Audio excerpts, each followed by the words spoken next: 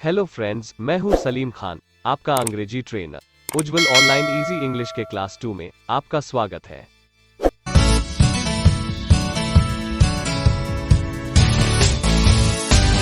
सबसे पहले लेते हैं पिछले लेसन का एक क्विक रिकैप। दोस्तों, पिछले लेसन में हमने टाइप ऑफ सेंटेंसेस और नंबर्स के बारे में सीखा।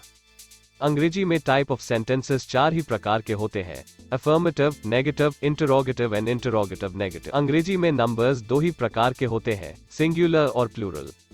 आज हम अंग्रेजी के अगले बेसिक कॉन्सेप्ट पर्सन के बारे में सीखेंगे।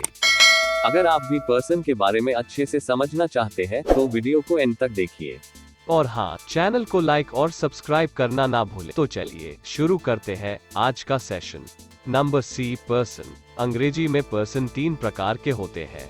Number 1, first person. अगर वाक्यों के शुरू में मैं और हम होते हैं तो उन्हें फर्स्ट पर्सन कहते हैं। जैसे कि मैं मराठी बोलता हूँ। इस वाक्य के शुरू में मैं शब्द आया है, इसलिए उसे फर्स्ट पर्सन कहते हैं। नेक्स्ट एग्जाम्पल, हम वहां जा रहे हैं। देखिए, इस वाक्य के शुरू में हम शब्द आया है, इसलिए उसे फर्स्ट पर्सन कहते हैं। नेक्स्ट एग्जाम्पल, मैं पुणे में रहता हूँ। देखिए, इस वाक्य के शुरू में भी में शब्द आया है, इसलिए इसे भी फर्स्ट पर्सन कहते हैं। नेक्स्ट एग्जाम्पल, हम सब भारतीय हैं। देखिए, इस वाक्य के शुरू में भी हम शब्द आया है, इसलिए इसे भी फर्स्ट पर्सन कहते हैं। Number 2, second person. अगर वाक्य के शुरू में तुम और तुम शब्द आते हैं तो उन्हें सेकंड पर्सन कहते हैं। जैसे कि तुम मेरे बेस्ट फ्रेंड हो। इस वाक्य के शुरू में तुम शब्द आया है, इसलिए इसे सेकंड पर्सन कहते हैं। नेक्स्ट एग्जाम्पल, तुम लोग काम नहीं करते।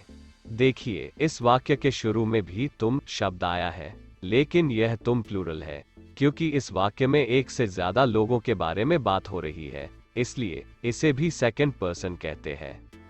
नेक्स्ट एग्जाम्पल, तुम बहुत अच्छे हो। देखिए, इस वाक्य के शुरू में भी तुम शब्द आया है, इसलिए इसे भी सेकंड पर्सन कहते हैं। नेक्स्ट एग्जाम्पल, तुम सब अच्छा काम कर रहे हो। देखिए, इस वाक्य के शुरू में भी तुम शब्द आया है, लेकिन यह भी तुम प्लूरल है, क्योंकि इस वाक्य में भी एक से ज्यादा यानी कि सब लोगों के बारे में बात हो रही है, इसलिए इसे भी सेकंड पर्सन कहते हैं। Number 3, third person. मैं, हम और तुम को छोड़कर वाक्य के शुरू में जो भी शब्द होता है उसे हम थर्ड पर्सन कहते हैं। जैसे कि वो वहां जा रहा है। इस वाक्य के शुरू में मैं, हम और तुम इन शब्दों का इस्तेमाल नहीं किया गया है, इसलिए इसे थर्ड पर्सन कहते हैं। नेक्स्ट एग्जाम्पल, वह दोपहर में आराम करती है। इस वाक्य के शुरू में भी मैं, हम और तुम इन शब्दों का इस्तेमाल नहीं किया गया है, इसलिए इसे भी थर्ड पर्सन कहते हैं।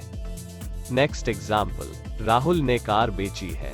इस वाक्य के शुरू में भी मैं, हम और तुम इन शब्दों का इस्तेमाल नहीं किया गया है, इसलिए इसे भी थर्ड पर्सन कहते हैं। नेक्स्ट एग्जाम्पल, वे हमें इनवाइट कर रहे हैं। इस वाक्य के शुरू में भी मैं, हम और तुम इन शब्दों का इस्तेमाल नहीं किया गया है, इसलिए इसे भी थर्ड पर्सन कहते हैं। तो यह थे अंग्रेजी में पर्सन के 3 प्रकार, जो कि हमेशा वाक्य के शुरू में ही आते हैं।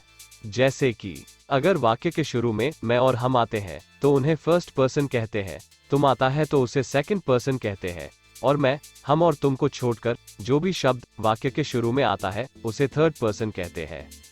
आई होप आपको यह सेशन अच्छे से समझ में आया होगा। अगर आपकी इस सेशन को लेकर कोई भी क्वेरी है तो आप हमें कमेंट में लिख सकते हैं, हम आपकी पूरी मदद करेंगे।